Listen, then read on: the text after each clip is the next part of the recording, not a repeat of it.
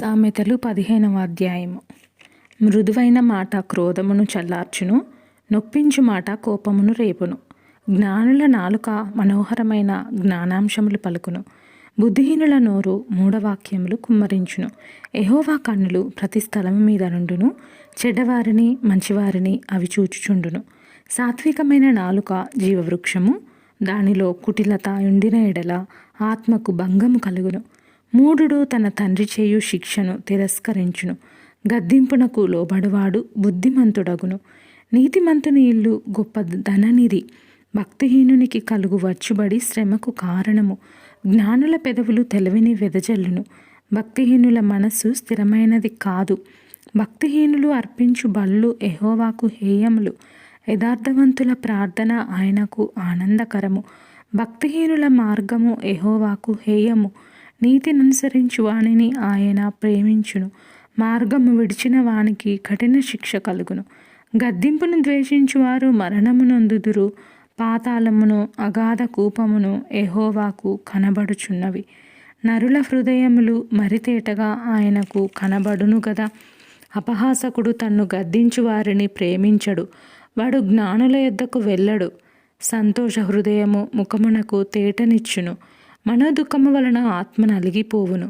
బుద్ధిమంతుని మనస్సు జ్ఞానం వెదకును, బుద్ధిహీనులు మూఢత్వము భుజించెదరు. బాధపడువాని దినములన్నీ శ్రమకరములు, సంతోష హృదయునికి నిత్యము విందు కలుగును. నెమ్మది లేకుండా విస్తారమైన ధనముండుట కంటే యెహోవాయందలి భయభక్తులతో కూడా కొంచెము కలిగి ఉండుట మేలు. పగవాని ఇంట కొవ్విన ఎద్దు మాంసం తినుట కంటే ప్రేమగల చోట ఆకుకూరల భోజనము తినుట మేలు. కోపోద్రేకి అగువాడు కలహము రేపును, దీర్ఘశాంతుడు వివాదము ననచివేయును. సోమరి మార్గము ముళ్ళ కంచ, యథార్థవంతుల త్రోవ రాజమార్గము. జ్ఞానము గల కుమారుడు తండ్రిని సంతోషపెట్టును, బుద్ధిహీనుడు తన తల్లిని తిరస్కరించును. బుద్ధి లేని వానికి మూఢత సంతోషకరము, వివేకము గలవాడు చక్కగా ప్రవర్తించును. ఆలోచన చెప్పువారు లేని చోట ఉద్దేశములు వ్యర్థమగును. ఆలోచన చెప్పువారు బహుమంది ఉన్న ఎడల ఉద్దేశములు దృఢపడును. సరిగా ప్రత్యుత్తరం ఇచ్చిన వానికి దాని వలన సంతోషం పుట్టును. సమయోచితమైన మాట ఎంత మనోహరము. క్రిందనున్న పాతాళమును తప్పించుకొనవలనని బుద్ధిమంతుడు పరమునకు పోవు జీవ మార్గమున నడుచుకొనును. గర్విష్ఠుల ఇల్లు యెహోవా పెరికివేయును, విధవరాలి పొలిమేరను ఆయన స్థాపించును.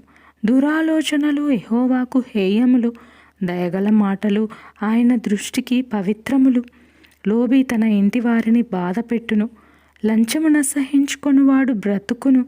నీతిమంతుని మనసు యుక్తమైన ప్రత్యుత్తరమిచ్చుటకు ప్రయత్నించును, భక్తిహీనుల నోరు చెడ్డ మాటలు కుమ్మరించును. భక్తిహీనులకు యెహోవా దూరస్థుడు, నీతిమంతుల ప్రార్థన ఆయన అంగీకరించును. కన్నుల ప్రకాశము చూచుట హృదయమునకు సంతోషకరము, మంచి సమాచారము ఎముకలకు పుష్టి ఇచ్చును. జీవార్థమైన ఉపదేశమును అంగీకరించువానికి జ్ఞానుల సహవాసం లభించును. శిక్ష నొందనొల్లని వాడు తన ప్రాణమును తృణీకరించును, గద్దింపును వినువాడు వివేకియగును. యెహోవాయందు భయభక్తులు కలిగి ఉండుట జ్ఞానాభ్యాసమునకు సాధనము, ఘనతకు ముందు వినయముండును. ఆమెన్.